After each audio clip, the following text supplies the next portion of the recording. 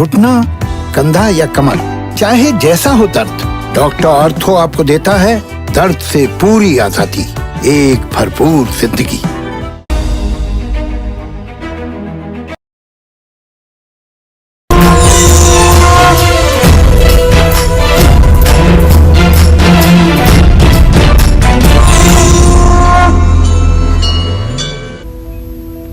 नमस्कार, बहुत बहुत स्वागत है आपका काल चक्र में। आपके साथ मैं हूं अभिलाषा पाठक और मेरे साथ हैं प्रश्न कुंडली विशेषज्ञ पंडित सुरेश पांडे जी।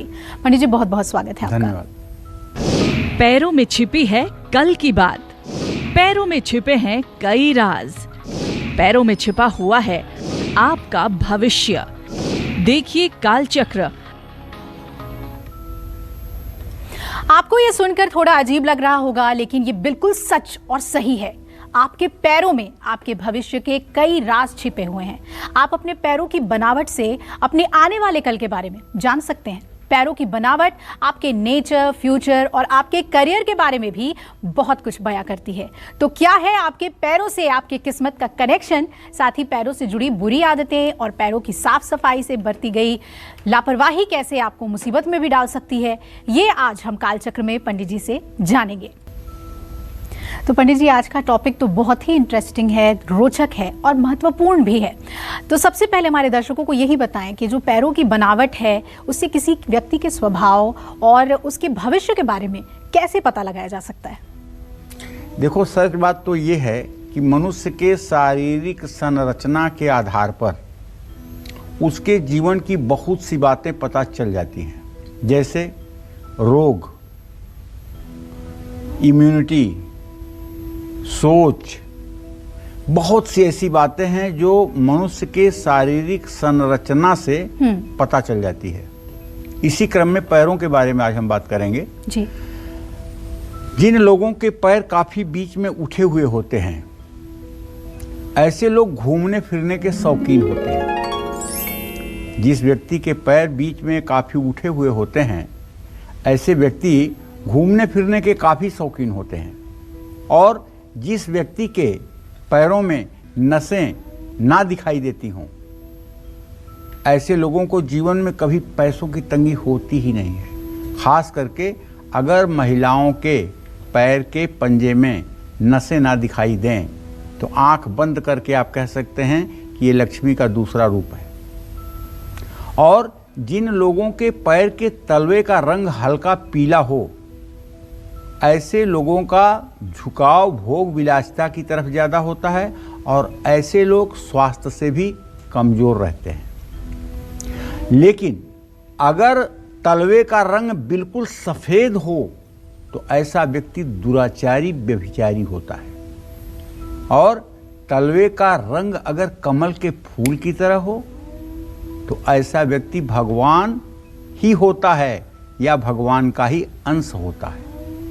आपने बहुत कम लोगों का पैर ऐसा देखा होगा जिनके पैर के तलवे कमल के फूल के समान हो। मैंने देखा है। एक संत हैं छत्तीसगढ़ में, स्वामी अड़गड़ानंद। वो जब कभी अपना पैर उठाते हैं तो उनका पैर ऐसे लगता है जैसे कमल के फूल से इनके पैर को पेंट किया गया है। या तो श्री हरि विष्णु का पैर कमल के समान है। बहुत अच्छे संत हैं जिनके पैर ऐसे होते हैं, कुछ गृहस्थ भी होंगे जिनका पैर ऐसा होता है।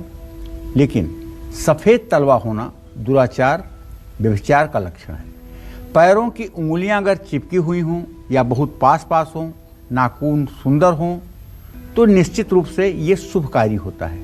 और पैर का अंगूठा बहुत छोटा या बहुत बड़ा हो तो अशुभ होता है।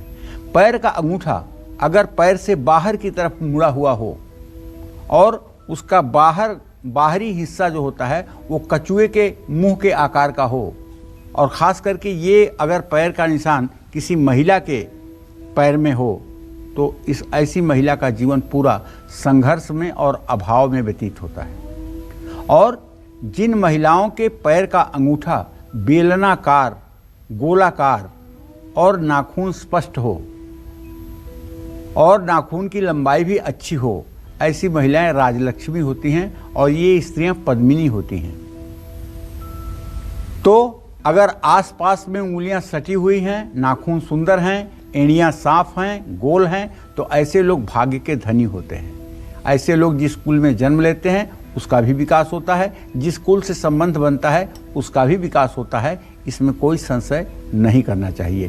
पैर से जुड़े बहुत से आज ऐसे रहस्य हैं जिन्हें मैं आपको बताना चाहूँगा, अपने जीवन के अनुभव को आपसे साझा करना चाहूँगा। इसलिए आज का ये कार्यक्रम आपके लिए देखना महत्वपूर्ण है, क्योंकि आप भी विवाह के लिए लड़का देखने के लिए, विवाह के लिए लड़की देखने के लिए जाते हैं, तो बिना बताए आप कैसे सब कुछ जान जाएंगे, ये आपके लिए आज की जानकारी काफ़ी फायदेमंद साबित होगी।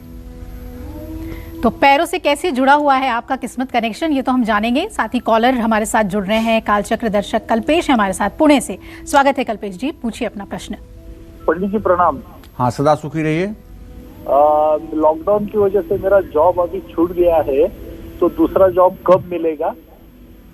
मेरा देखिए, ऐसा है कल्पेश जी, आप कितने साल के हैं? 49। हाँ, तो मैं आपको बता दूं, कभी भी आपकी नौकरी मिलने में नवंबर तक का समय लग सकता है। नवंबर के पहले अभी नौकरी होती हुई दिखाई नहीं दे रही है। आपको नौकरी अगर जल्दी पाना है तो आप बुधवार के दिन एक सफ़ेद रंग का झंडा, उसमें बीच में लाल रंग से ओम लिखवा दीजिए और उसे पीपल के पेड़ में बुधवार को बांध दीजिए और राम रक्षा स्तोत्र का अब रोज पाठ करना शुरू कर दीजिए। बहुत जल्दी आपकी आजीविका हो जाएगी। पंडित जी, अभी थोड़ी देर पहले आपने पैरों की संरचना के बारे में बताया, पैरों के टेक्सचर, शेप, उनसे काफ़ी कुछ पता चल जाता है। अगर हम ये देखें कि कुछ लोगों के तलवे बड़े कोमल होते हैं, साफ होते हैं, साथ ही पैर की उंगलियों में लेकिन उनके गैप है, और अंगूठे की बगल की उंगली लंबी होती है, तो कहा जाता है कि उससे भी स्वभाव के बारे में बहुत कुछ पता चलता है। कुछ बताएं उस बारे में। देखो, पैर के अंगूठे के पास वाली उंगली अगर अंगूठे से लंबी होगी तो ये कैसा होगा, ये जानना सबके लिए महत्वपूर्ण है। तो मैं बताना चाहूँगा कि पैर के बगल में जो इंडेक्स फिंगर पैर की होती है, पैर के जिनका पैर का तलवा पहले कोमल है जान लीजिए या मुलायम है जान लीजिए, तो ऐसे लोग निश्चित रूप से बहुत ही सहृदय और संवेदनशील होते हैं।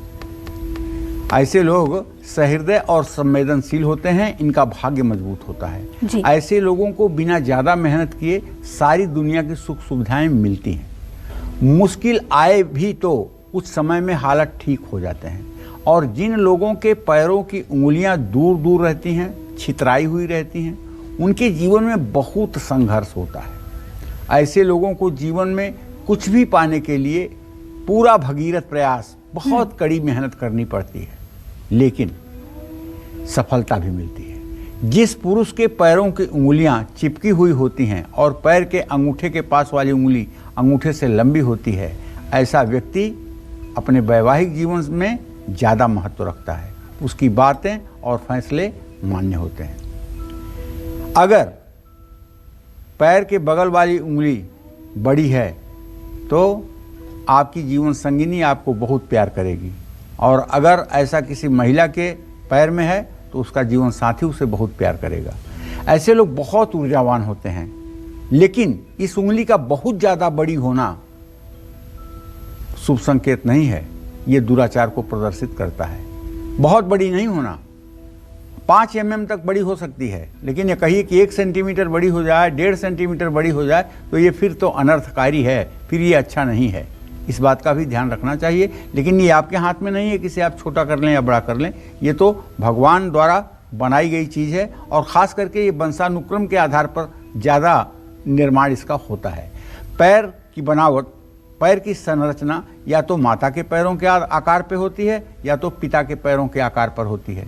तो इसलिए बहुत कुछ चीज़ें तो देश, काल और परिस्थिति के ऊपर आधारित करती हैं, और ये वंशानुक्रम के ऊपर आधारित है। शरीर की शारीरिक संरचना ये वंशानुक्रम के आधार पर ज़्यादा महत्व रखता है। चलिए, और अब हमारे साथ एक कॉलर जुड़ रही हैं, उनको शामिल कर लेते हैं। जलंधर से हमारे साथ जुड़ रही हैं। जी, स्वागत है आपका, नाम बताइए और प्रश्न पूछ लीजिए। पंडित जी प्रणाम। सदा सुखी रहिए। पंडित जी, मेरा नाम दमनजीत कौर है। मेरी जन्म की तारीख है 29 जुलाई 2002। स्थान है इंदौर मालवा, और समय है रात को 12:20, सोमवार का दिन। जी पंडित जी, मेरे 2 प्रश्न हैं। पहला तो ये कि मैं विदेश जाना चाहती हूँ, तो उसके लिए मतलब कब तक समय आएगा और कुछ आप उपाय बता सकते हैं? दूसरा प्रश्न मेरा ये है, मेरे माता और पिता में बहुत ज्यादा मतभेद रहती है, तो कृपया आप इसके लिए भी कुछ उपाय बताएं ताकि। चलो, पहले प्रश्न का उत्तर तो ये है कि 2022 के अंत में या 2023 के शुरुआत में तुम्हारी विदेश यात्रा जरूर हो जाएगी, इसमें कोई दो राय नहीं है, सिर्फ प्रयास करो। अगर कोरोना काल न होता तो शायद आपका और पहले जाने का संयोग बन जाता। अभी तो आप 19 साल की हो रही हो, 21 साल की उम्र तक आपको विदेश चले जाना है और वहाँ जाकर के सेटल्ड भी होना है। जहाँ तक आपने अपने माता पिता के बारे में प्रश्न पूछा है, तो मैं बताऊँ, इन लोगों के अंदर बुराई कुछ नहीं है। इन लोगों के अंदर बहसबाजी की आदत है। बिना बहस के ये लोग नहीं रह सकते। ये दूसरे के प्रति बेवफा नहीं है, ये दूसरे के प्रति दुश्मन नहीं है, लेकिन ये दोनों ही कानून करने वाले लोग हैं। आप अपनी माता जी से कहिए कि बुधवार के दिन एक हरे रंग का टी शर्ट या हरे रंग का कोई कपड़ा जो आपके पिताजी धारण कर सकें, उसे आपके पिताजी को गिफ्ट कर दें। और आपके पिताजी को चाहिए कि एक सोने की अंगूठी अपने पत्नी को बृहस्पतिवार के दिन अनाम की उंगली में धारण करवा दें। इससे दोनों के बीच का सामंजस्य काफ़ी हद तक ठीक होगा। जय मां विंध्यवासिनी।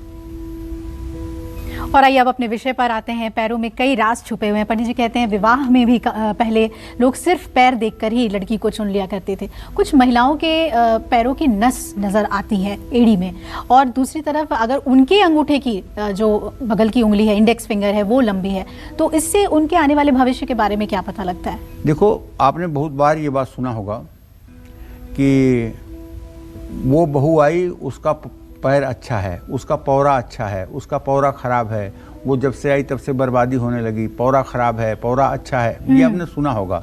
पाँव अच्छे हैं, पाँव खराब हैं, ठीक है। और यहाँ दिल्ली में और पंजाब में, हरियाणा में, राजस्थान में जब कुंडली बनती है तो लोग ये पूछना नहीं भूलते हैं, पंडित जी पाया किसका है? चांदी का है कि सोने का है, तांबे का है कि लोहे का है, राशि का पाया क्या है, ये जन्म के समय ही निर्धारित हो जाता है। ये जन्म के समय निर्धारित होता है। तो पाया भी पूछा जाता है, पाया का भी कहीं न कहीं से संबंध इससे होता है।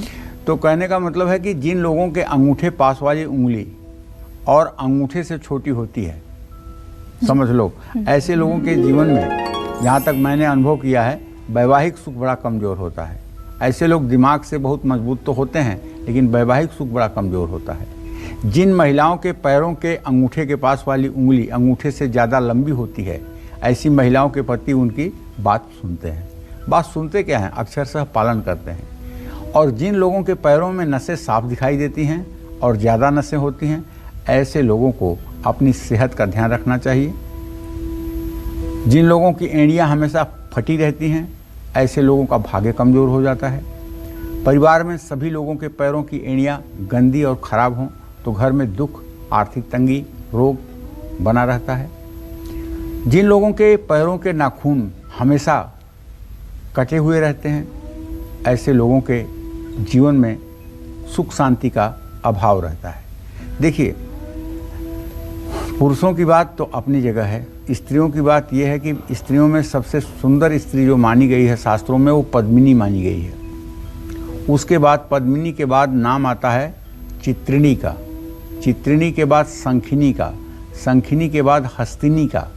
ये 16 प्रकार की महिलाएं होती हैं। पद्मिनी स्त्री उसको कहते हैं जिसके कंठ पे यहाँ तिल होता है, जिसकी गर्दन लंबी होती है, जिसके चलते हुए पैर से किसी तरह की आवाज़ नहीं निकलती, जो हंस की तरह चलती है, वो है पद्मिनी।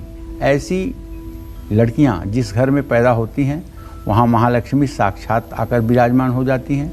और ऐसी कन्याएं जिस घर में ब्याही जाती हैं, वहाँ भी लक्ष्मी का अस्थायी वास हो जाता है। इसी तरह से चित्रिणी होती हैं। चित्रिणी स्त्रियां जो होती हैं, वो प्रसाधन की बहुत शौकीन होती हैं। उन्हें शौक बहुत होता है। उनको सजना संवरना, अपने को हर समय मेंटेन करना, ये बहुत पसंद होता है। और चित्रिणी स्त्रियों का शरीर जो होता है, वो बहुत ही सुगठित और व्यवस्थित होता है।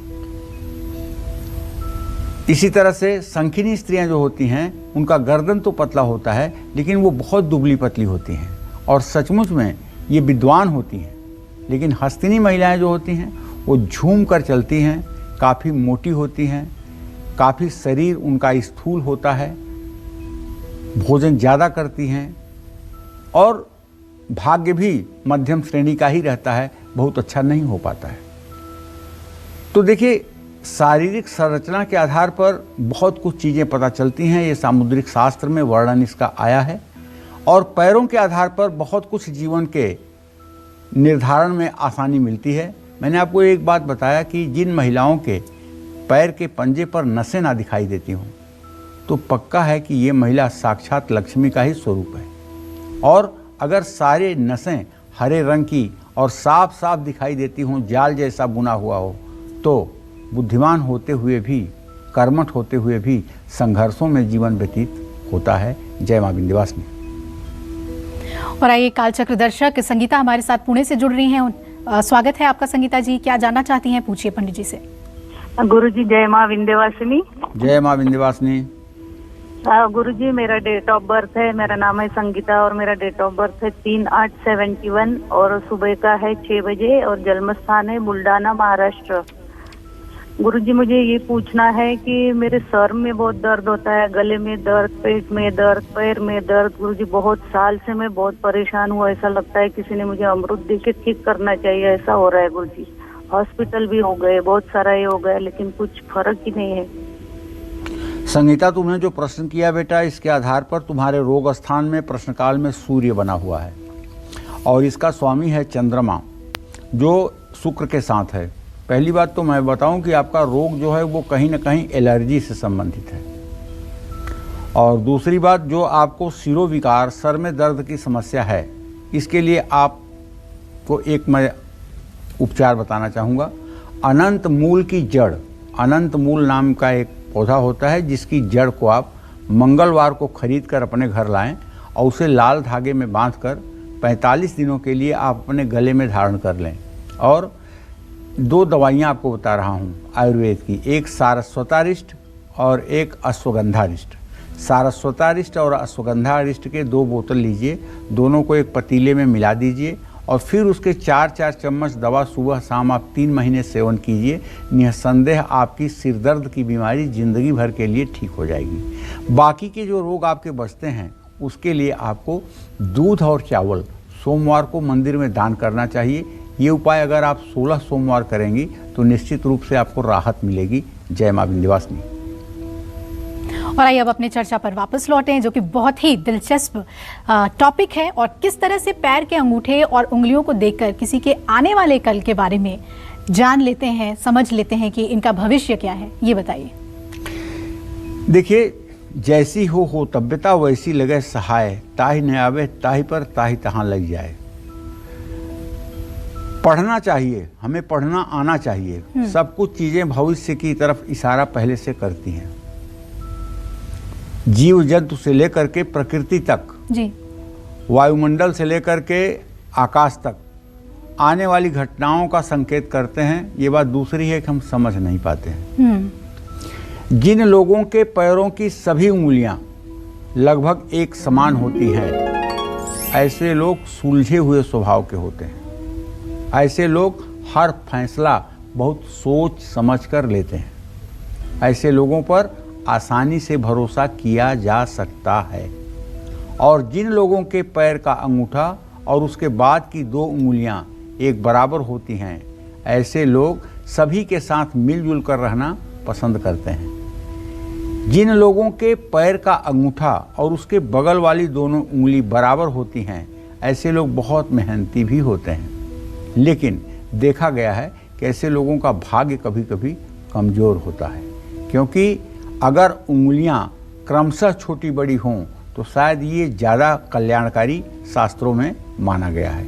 जैसे अंगूठे के बगल वाली उंगली थोड़ी सी बड़ी होनी चाहिए और उसके बगल वाली उंगली उससे थोड़ी सी छोटी होनी चाहिए, उससे बगल वाली उससे थोड़ी सी छोटी होनी चाहिए, और जो लास्ट वाली उंगली है उसे सबसे छोटी होनी चाहिए। तो निश्चित रूप से छोटी वाली उंगली और उसके बगल वाली उंगली अगर जमीन पे ना पड़ती हो तो ये क्या इशारा है, ये भी मैं आपको बताऊंगा बस थोड़ी देर में। अब बात करते हैं आपके पैर की अंगूठे और बाकी उंगलियों की। तो अगर आपके पैर का अंगूठा बड़ा और बाकी उंगलियों की लंबाई घटते हुए आकार में हो, या फिर पैर की सबसे छोटी उंगली बाहर की तरफ निकली हुई हो, तो आप कैसे इंसान हैं? आपको सफलता कब मिलेगी? जानते हैं पंडित जी से।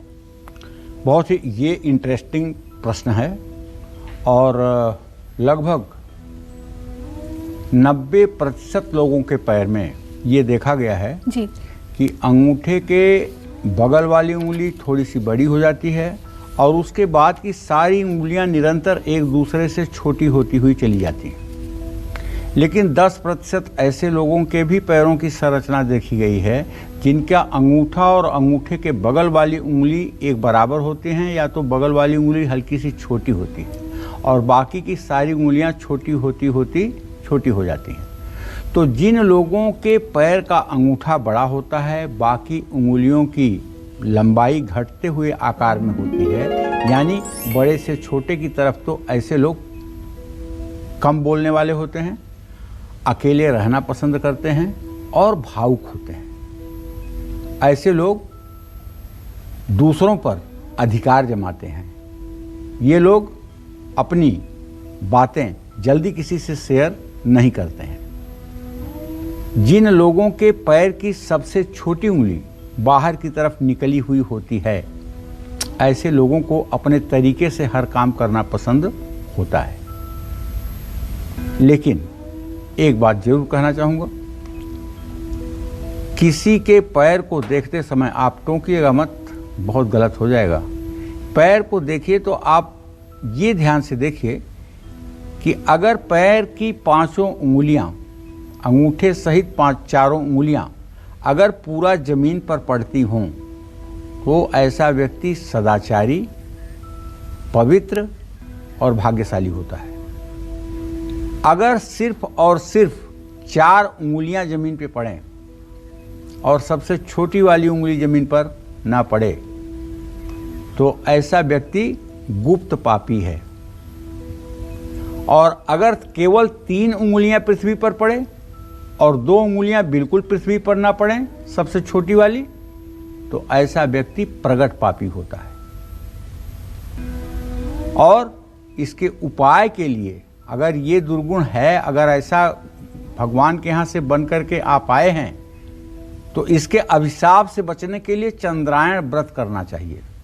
चंद्रायण व्रत कहते हैं, पहले दिन 1 ग्रास खाया जाता है, दूसरे दिन 2 ग्रास, तीसरे दिन 3 ग्रास 24 घंटे में, 15वें दिन 15 ग्रास भोजन किया जाता है और फिर 16वें दिन 14, 13, 12, अंत में 1 ग्रास पर आया जाता है। ये चंद्रायण व्रत है। हर पूर्व जन्म के हर प्रकार के प्रायश्चित्त का समन करने वाला यह चंद्रायण व्रत निसंदेह मनुष्य के जीवन के पाप ताप को कम करके सौभाग्य का उदयकारी माना जाता है। बहुत ही महत्वपूर्ण बात आपने पंडित जी बताई। अगर आपके पैर के पंजे में गैप ज्यादा है तो इससे कई राज खुलते हैं, बताएंगे आपको। लेकिन उससे पहले एक कालचक्र दर्शक हमारे साथ जुड़ गए हैं, उन्हें कार्यक्रम में शामिल कर लेते हैं। स्वागत है आपका, पूछिए अपना प्रश्न। दीपक जी पूछिए अपना प्रश्न। हाँ जी, हेलो। जरा जोर से बोलिए। हाँ जी गुरु जी का नाम। हाँ, सुखी रहिए। हाँ जी गुरु जी, मैं अपने बारे में और मैं हस्बैंड के बारे में पूछना चाह रही हूँ। मेरे हस्बैंड की डेट ऑफ बर्थ है 3 अगस्त 1977, क्योंकि उनकी ना जॉब नहीं लग पा रही है, 4 महीने हो गए, मतलब लगती है छूट जाती है, पता नहीं क्या है। और गुरु जी मैं गवर्नमेंट जॉब की तैयारी कर रही हूँ, आप मेरे बारे में भी बताइए कि लग जाए कि हो जाएगा नहीं। मेरी आपका क्या नाम है? 17 जुलाई 1980। सुनीता। नाम क्या है आपका? सुनीता। सुनीता। सुनीता। हाँ जी। चलिए सुनीता जी, मैं सबसे पहले आपको बताता हूँ आपके पति के नौकरी के बारे में। आपके पति भाव का स्वामी सूर्य है, उसे 10th भाव का स्वामी शुक्र है। सूर्य और शुक्र की स्थिति तृतीय एकादश की बनी हुई है। आप बिल्कुल चिंता मत करिए, दिवाली के पहले आपके पति को नौकरी मिल जाएगी और ठीक नौकरी मिलेगी, जिससे जीवन की नैया पार हो जाएगी। आप बिल्कुल चिंता मत करिए। अगर आप उनके लिए कुछ कर सकती हैं तो सुबह शाम श्री सूक्तम के 16 मंत्रों का पाठ कर लिया करिए। कनक धारा स्त्रोत का भाव विभोर होकर सुबह शाम पाठ कर लिया करिए। महालक्ष्मी का आवाहन किया करिए। कि हे माँ महालक्ष्मी जगत जननी जगदम्बा, आप मेरे हृदय में निवास करो। ऐसे आप रोज कहा करिए। दुनिया के सामने मत कहना, नहीं तो लोग आपको ढोंगी मानेंगे।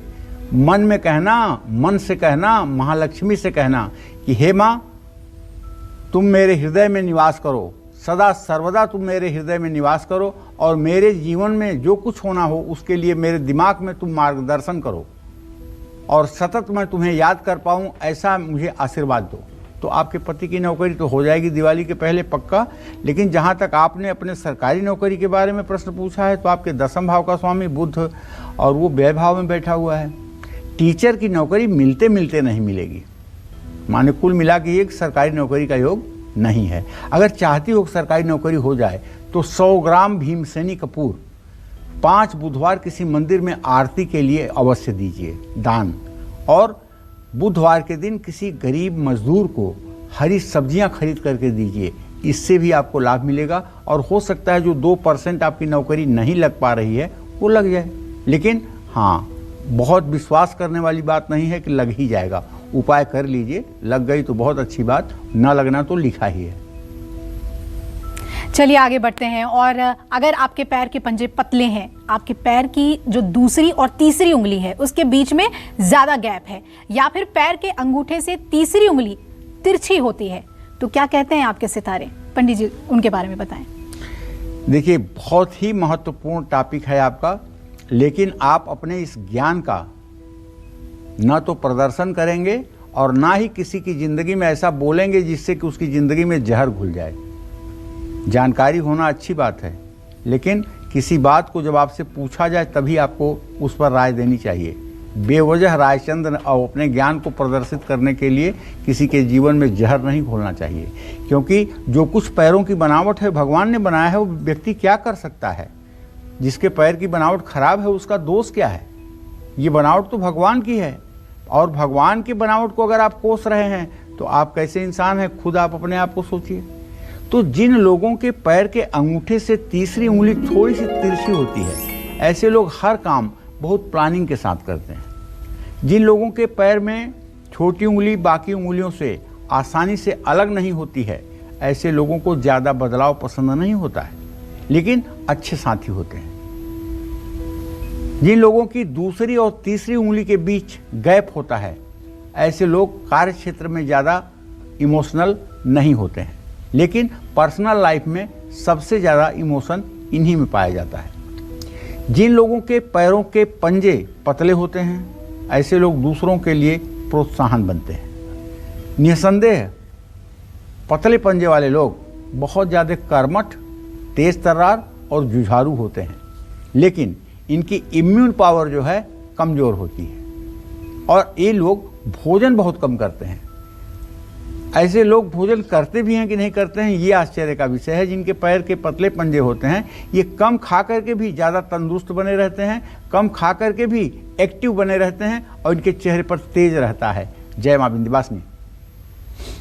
तो पंडित जी अब हमारे दर्शकों को ये भी बताएं कि पैर की सबसे जो छोटी उंगली की बनावट है, अगर वो किस तरीके से हमारे नेचर को प्रदर्शित करती है और फ्यूचर कैसा होगा?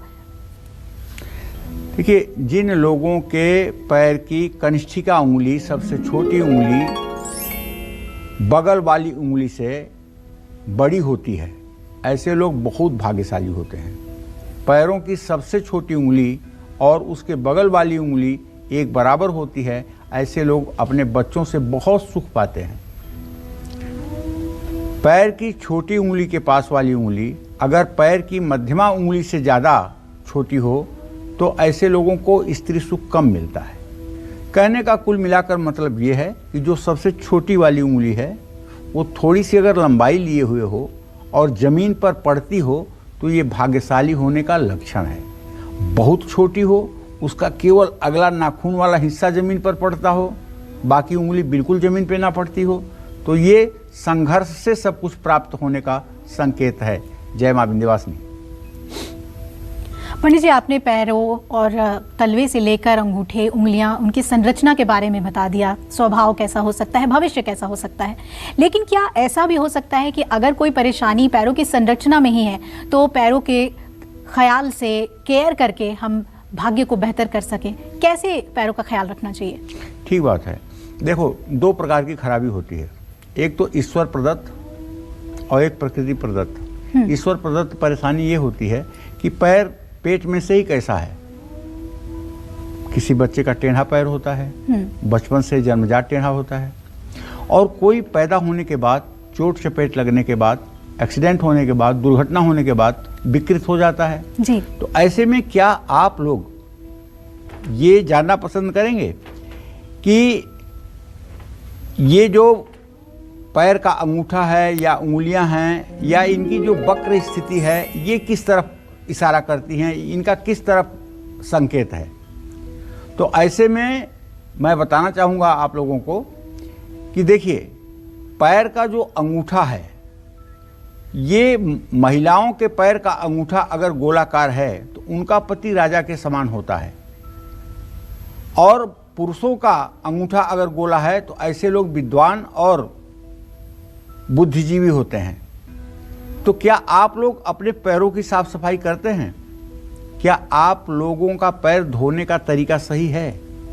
किसी भी व्यक्ति के पैर उसके भाग्य और दुर्भाग्य का संकेत देते हैं। जब भी बाहर से घर आएं, अपने पैर जरूर धोएं, लेकिन मंदिर से आने पर पैर नहीं धोना चाहिए।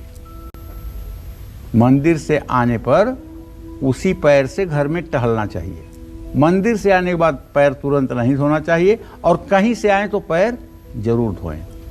इससे आपके घर में बाहर की नेगेटिविटी नहीं आएगी। सनातन धर्म की मान्यता ये है कि सत्संग और मंदिर से आने के बाद आपके पैरों में पॉजिटिविटी रहती है, जिसका संचरण आपके घर में हो जाएगा। इसलिए पैर धोने की मनाही की जा रही है। पैर जितने गंदे रहेंगे, आपको समाज में उतना ही मान सम्मान कम मिलेगा।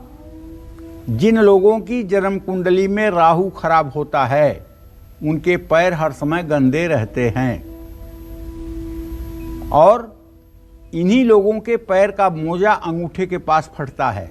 पूरा मोजा ठीक होगा, अंगूठे के पास एक छेद जरूर होगा, जिनका राहु खराब होता है। और ऐसे लोग अपने पैरों के रख रखाव के प्रति बहुत लापरवाह होते हैं। तो अपनी एकाग्रता को बढ़ाने के लिए जब भी आप मंदिर जाएं, अपने पैर धो करके ही मंदिर में प्रवेश करें। बाहर की निगेटिविटी लेकर के आप मंदिर में प्रवेश ना करें। लेकिन जब मंदिर से वापस घर आएं तो तुरंत पैर ना धोएं। यही बात मैं बता रहा हूं। जब भी योग या प्राणायाम करें तो अपने पैर जरूर धोएं, योग और प्राणायाम शुरू करने के पहले। तो निश्चित रूप से पैर जब धो दिए जाते हैं, पहली बात तो ठंडा होता है, ये एक अलग विषय है, लेकिन धो करके जब उसको पोंछ दिया जाता है तो 72,000 जो हमारी शरीर की नाड़ियां हैं, उनमें एक बार क्रियाशीलता आ जाती है, वो एक्टिव हो जाती हैं। तो आप भी पैरों के प्रति लापरवाह ना बने, और अपने पैरों की साफ सफाई पर आपको ध्यान देना चाहिए। जो लोग पैरों की साफ सफाई पर ध्यान नहीं देते हैं, सचमुच में ऐसे लोग लापरवाह होते हैं। अगर पैर साफ सुथरा नहीं है तो आप देख लीजिएगा, उनका बिस्तर भी साफ सुथरा नहीं होगा, उनके सब कमरे में रखी हुई सारी चीज़ें अस्त व्यस्त होंगी। ऐसे लोग व्यवस्थित दिनचर्या के लोग नहीं होते हैं। इसलिए पैरों की देखरेख करना चाहिए। बिल्कुल सही कहा पंडित जी आपने कि देखरेख करनी चाहिए पैरों की, क्योंकि इससे हमारे किस्मत कनेक्शन जुड़ा हुआ है। क्या आप भी पैर के ऊपर पैर रगड़ कर सफाई करते हैं? क्या आप रोज सोने से पहले अपने पैर धोते हैं? अगर हाँ, तो ऐसा करना कैसे आपके जीवन को प्रभावित करता है, ये भी पंडित जी बताएंगे। बहुत लोग तो अपने पैरों की सफाई ऐसे करते हैं कि जैसे एड्स के पेशेंट को छू रहे हैं। एक पैर से दूसरे पैर को रगड़ देते हैं, दूसरे पैर से दूसरे पैर को रगड़ देते हैं, मतलब हाथ से पैरों को छूना नहीं चाहते हैं। उन्हें लगता है कि जैसे कोरोना अभी हो जाएगा, हाथ में आ जाएगा। इतना डरते हैं अपने पैरों को छूने से, और एक पैर से दूसरे पैर को रगड़ते हैं, दूसरे पैर से दूसरे पैर को रगड़ते हैं। अक्सर आपने बहुत लोगों के अंदर ये बात देखी होगी। तो सुबह से रात तक हमारे शरीर में काफ़ी नेगेटिव एनर्जी आती है। इसे दूर करने के लिए रात में सोने से पहले अपने पैर जरूर धोने चाहिए। ऐसा करने से आपको अच्छी नींद आएगी और बुरे सपने भी नहीं आएंगे। सोने से पहले पैर धोने से गैस और एसिडिटी, कब्ज की तकलीफ भी ठीक होती है। भोजन करने से पहले भी अपने हाथ और पैर धो करके भोजन करना चाहिए। पैरों के तलवे जितना ज़्यादा साफ सुथरा होंगे, पाचन शक्ति उतनी ही मजबूत होगी। शरीर की 72,000 नाड़ियां पैर के तलवे से संबंध रखती हैं और एक्यूप्रेशर का कोई विद्वान व्यक्ति अगर होगा तो आपके शरीर के चाहे जो रोग हो वो पैर के नीचे के पॉइंट दबा करके आपको ठीक कर लेता है। तो पैरों से पैरों को रगड़ करके सफाई मत करिए, ये दुर्भाग्य का लक्षण है। नहीं तो धनहानि होगी और पैसे के लिए मुहताज होना पड़ेगा, चाहे जितना कमा लीजिएगा। एक पैर से दूसरे पैर को ना तो ठोकर मारनी चाहिए, ना एक पैर से रगड़कर दूसरे पैर की सफाई करनी चाहिए। ये अशुभ लक्षण है, इसलिए ये बताना हमारा धर्म बनता है। जय मां विंध्यवासिनी। चलिए अब जल्दी से पंडित जी से पैरों से जुड़ी उन बुरी आदतों के बारे में जानते हैं जो हमारे भविष्य को खराब कर सकती हैं। पंडित जी बताइए। देखो भाई, पहली बात तो ये कहना चाहता हूँ कि क्या आप पैर घसीट कर चलते हैं?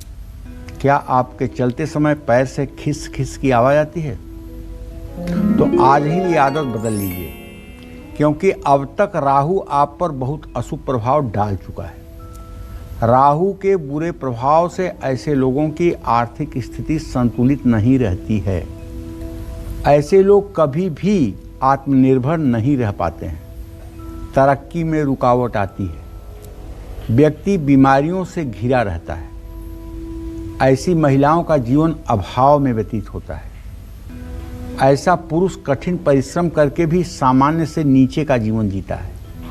ऐसे लोगों को अपने पैरों को घसीटकर बिल्कुल नहीं चलना चाहिए। चलते समय दोनों हाथों को बहुत ज़्यादा नहीं हिलाना चाहिए। हाथों का बहुत ज़्यादा एक्टिवेशन ये अशुभ लक्षण है।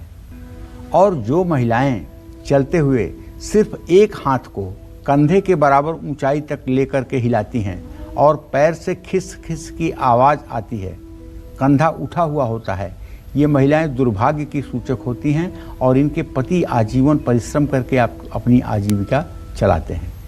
इसी तरह से पुरुषों के बारे में भी बताना चाहूँगा कि जो पुरुष एड़ी रगड़ करके ज़मीन पर चलते हैं वो मजदूर टाइप के लोग होते हैं और सिर्फ अपनी आजीविका को बहुत ही श्रम के साथ अर्जित कर पाते हैं और घर परिवार को भी व्यवस्थित नहीं कर पाते हैं। इसलिए अगर आपके अंदर भी पैर रगड़ कर चलने की आदत है तो आज से ही इसमें सुधार करने की कोशिश करिए। अगर लगातार आप अभ्यास करेंगे तो कुछ दिनों के बाद इसमें आपको सुधार होता हुआ दिखाई देगा।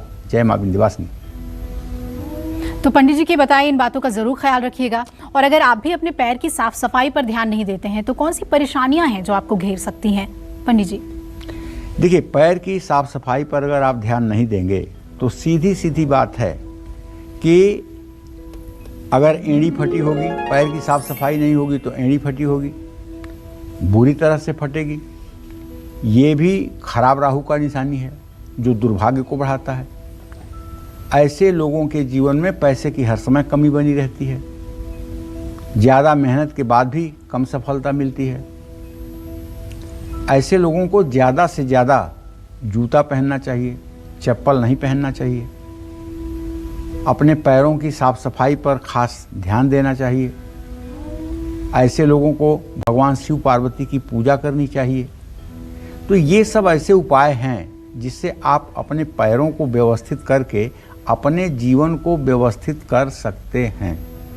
पैर जितना ही कोमल, देखने में नाजुक, देखने में सुंदर और कमल के पंखुड़ियों की तरह रंग वाला होगा, उतना ही ज़्यादा व्यक्ति भाग्यशाली और धर्मात्मा होगा। हम लोगों के ज़माने में एक फिल्म आई थी, उसमें ट्रेन में चलती हुई हीरोइन के पैर को देख करके हीरो कहता है कि इन पैरों को ज़मीन पर मत उतारना, नहीं तो गंदे हो जाएंगे। तो कहने का आशय ये है कि पैर की बनावट से व्यक्ति के बारे में यह पता लगाया जा सकता है कि इसका आने वाला फ्यूचर कैसा होगा। जय मां विंध्यवासिनी। आइए अपने स्पेशल सेगमेंट की शुरुआत करते हैं और पंडित जी से जानते हैं कि बैठे बैठे पैर हिलाने की आदत कैसे हमारी किस्मत पर भारी पड़ सकती है।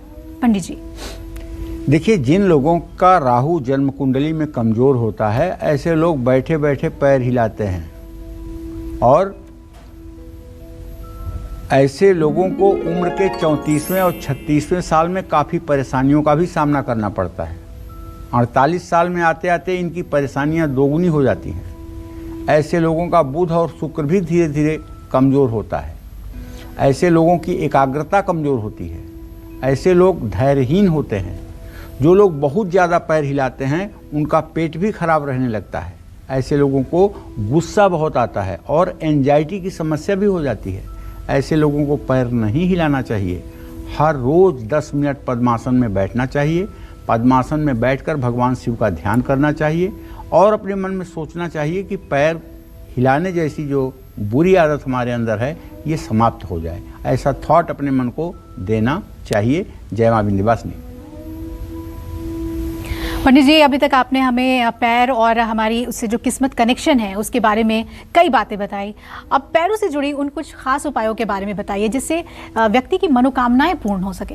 देखिए, सच बात तो ये है कि हर उपाय जो है वो आपकी मनोकामना को पूरा कर सकता है, वो चाहे छोटा उपाय हो या बड़ा। अगर आपका प्रमोशन नहीं हो पा रहा है, आपको तरक्की नहीं मिल पा रही है, तरक्की में बाधा आ रही है, तो हर दिन आप हरी घास पर सूर्योदय के समय 2-5 मिनट चलने का अभ्यास करिए।